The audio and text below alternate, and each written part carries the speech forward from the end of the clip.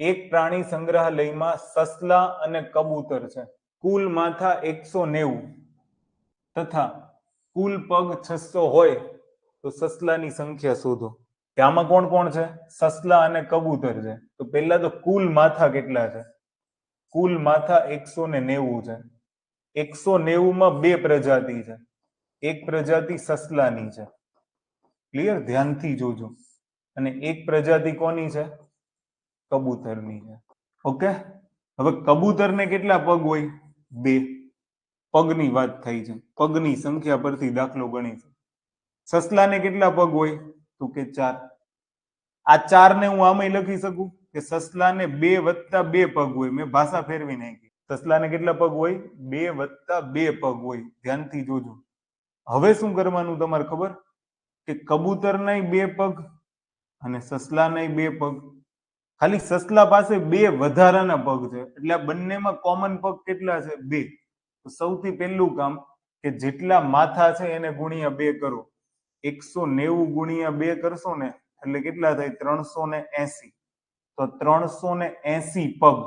આ પગની સંખ્યામાં કોનો સમાવેશ થઈ ગયો? બધા કબૂતરો આવી ગયા. કબૂતરો બધા જ આવી ગયા. અને સસલાને 2 પગ આવી ગયા, 2 બાકી છે. પણ હવે એ 2 પગ બાકી છે એની ઉપરથી સસલાની સંખ્યા કેવી રીતના મળે? જુઓ કે કુલ પગ કેટલા છે? 600. તો 600 માંથી 380 બાદ કરો. બરાબર? તો 600 માંથી 380 બાદ કરશો ને તો કેટલા મળશે? 220. અને હવે સસલાના પગ કેટલા વધ્યા? 2. તો ભાગ્યા 2 કરો એટલે 110 સસલાઓ હોય. પણ આપણી પાસે માંગ્યું છે શું? સસલાની સંખ્યા. તો યસ, સસલાની સંખ્યા 110. કબૂતરની માંગી હોય તો 190 માઇનસ 10 એટલે કેટલા આવશે? તો કે 80 કબૂતર હોય. એક રીતમાં તમે આવું વિચારી શકો. માની લો 190 માથા છે. બરાબર? અહીંયા હું લખું સસલા. ડન. અને અહીંયા હું લખું કબૂતર. માની લો સસલાને 4 પગ છે તો કબૂતરને 4 માઇનસ 2 છે. જેની સંખ્યા માંગી હોય એની લઈ લેવાનું એટલે તમને ઈઝીલી મળી જાય. તો બંનેમાં 4 કોમન. બંનેમાં કેટલા કોમન? 4. ઈ 4 નો ગુણાકાર કોની સાથે કરવાનો? 190.